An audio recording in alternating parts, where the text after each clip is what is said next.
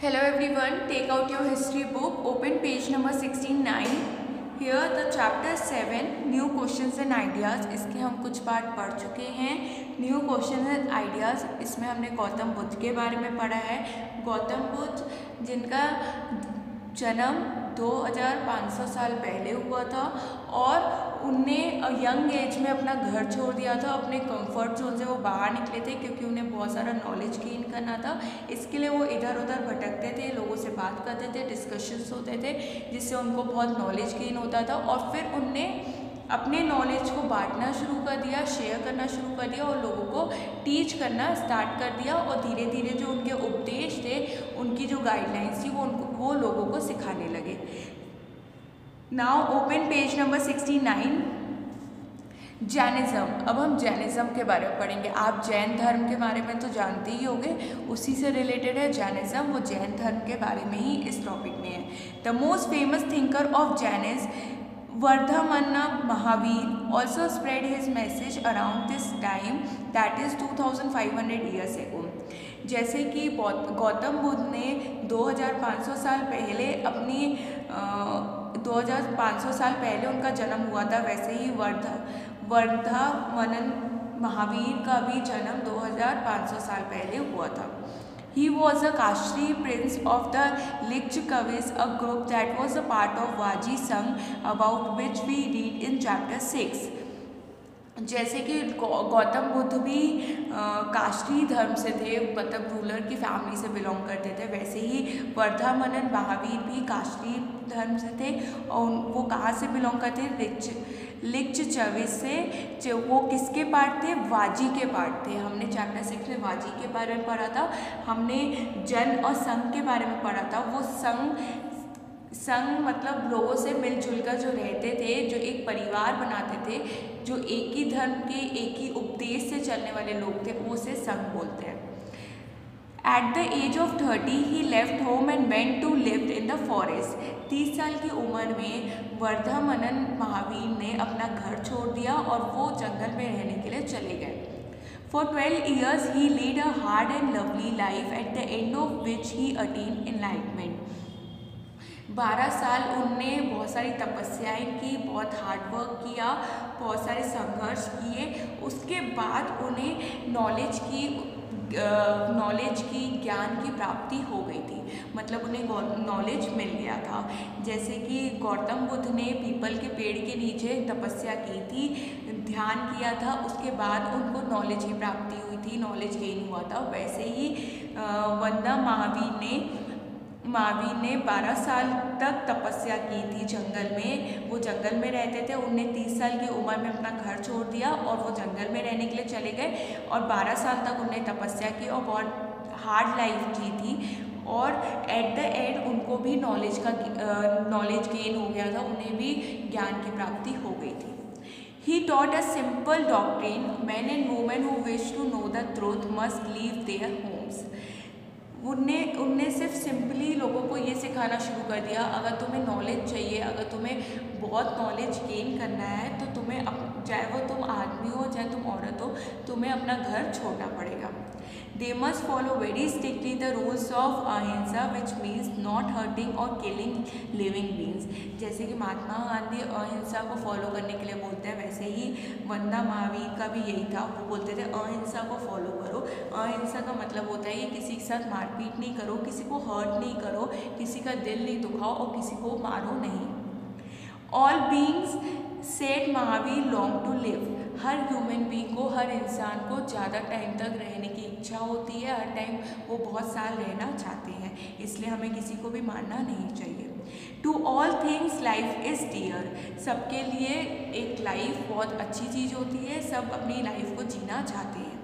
Ordinary people could understand the teaching of Mahavir and his followers because they used प्राकृत.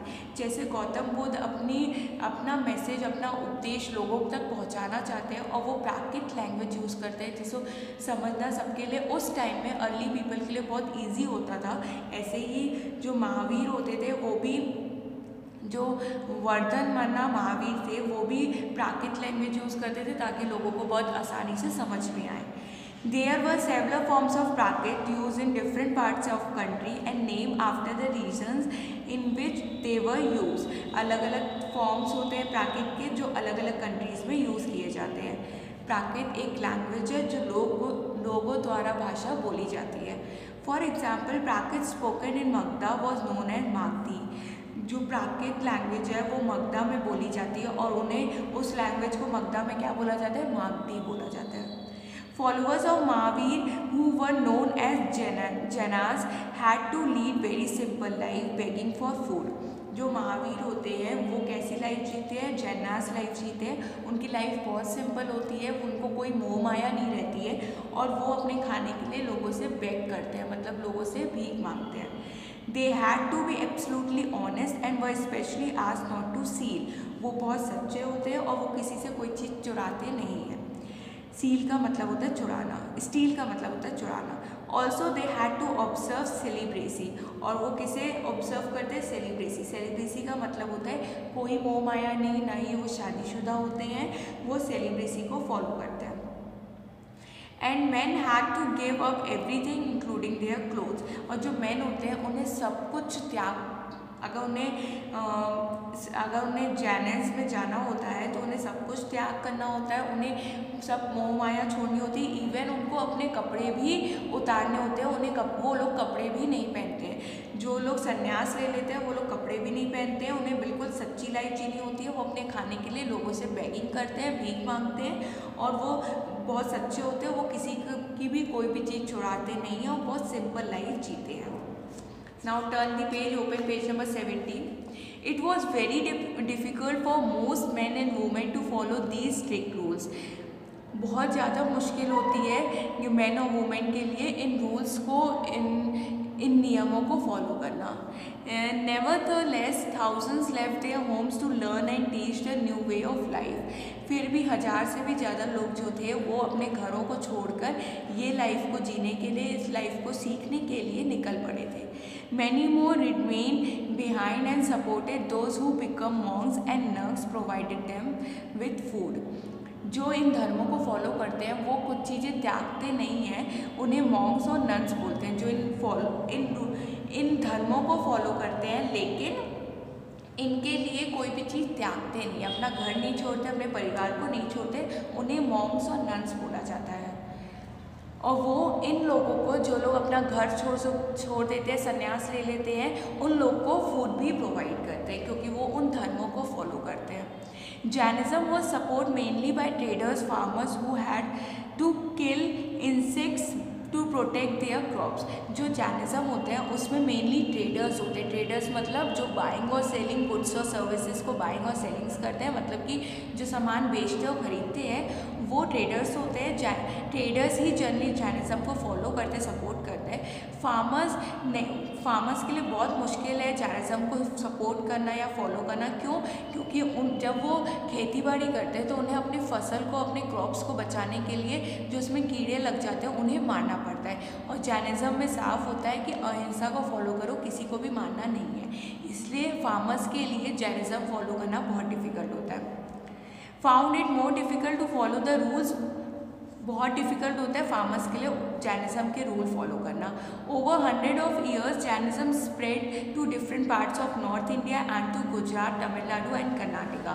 100 साल में ही Jainism हर जगह फैल गया।